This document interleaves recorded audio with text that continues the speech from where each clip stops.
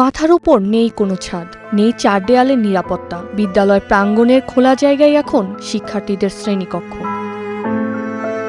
ঝুঁকিপূর্ণ ভবনের কারণে শ্রেণীকক্ষে তালা ঝুলিয়ে বিদ্যালয়ের প্রাঙ্গণে পাঠদান চালিয়ে যেতে হচ্ছে শিক্ষক শিক্ষার্থীদের। এমন দুর্ভোগে পড়েছে পঞ্চগড় সদর উপজেলার দক্ষিণ কাশিমপুর সরকারি প্রাথমিক বিদ্যালয়। দ্রুত নতুন ভবন নির্মাণের দাবি শিক্ষক শিক্ষার্থী অভিভাবক সহ স্থানীয়দের। আমরা খোলা আকাশে রোদ বৃষ্টি হয়ে আমরা পড়ালেখা করতে পারি না। আমাদের 3টি রুম আছে, ওই রুমে প্লাস্টারগুলো ভেঙে মাটিতে পড়ে গেছে। এই জন্য আমরা ভয়ে ক্লাসে ভিতরে ঢুকি না। আমরা বাইরে ক্লাস করি খোলা আকাশের নিচে।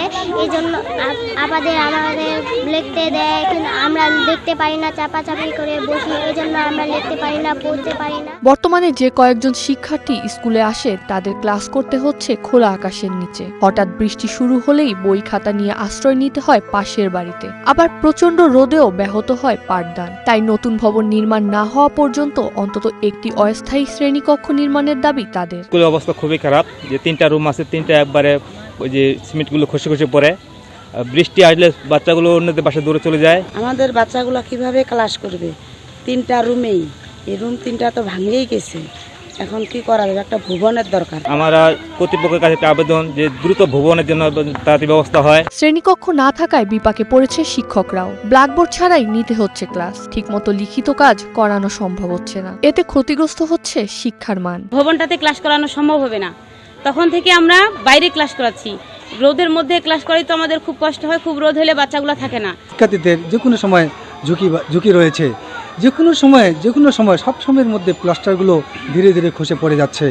আবার আমি দৃষ্টি আকর্ষণ করছি যথাযথ কর্তৃপক্ষের এই কোমলমতি শিক্ষার্থীদের কথা চিন্তা করে এবং মানসম্মত শিক্ষার বাস্তবায়নের জন্য আমাদের এই বিদ্যালয়ে একটি দ্রুত ভবন দেওয়া হোক। বিদ্যালয় কর্তৃপক্ষের দাবি নতুন ভবন নির্মাণের জন্য এ পর্যন্ত 52টি চিঠি প্রাথমিক শিক্ষা অফিসে দেয়া হলেও কোনো কার্যকর উদ্যোগ নেওয়া হয়নি। সবশেষ ভবন নির্মাণের তালিকাতেও এই বিদ্যালয়ের নাম না রেখে অন্য 3টি বিদ্যালয়ের নাম অন্তর্ভুক্ত করা হয়েছে বলে অভিযোগ তাদের। তবে প্রাথমিক শিক্ষা কর্মকর্তা ও জেলা প্রশাসক জানিয়েছেন দ্রুত একটি অস্থায়ী শ্রেণীকক্ষ নির্মাণের উদ্যোগ নেওয়া হয়েছে।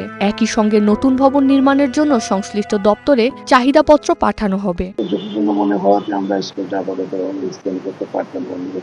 পাশে একটা রুম সৃষ্টির ব্যবস্থা করছি, আর টেম্পোরারি জরুরি ভিত্তিতে আমরা যেটা করছি সেগুলা সহযোগিতায় উপজেলা নির্বাচিত সহযোগিতাদের মাধ্যমে আমরা একটা আপৎকালীন একটা টিনশেডের ব্যবস্থা করেছি।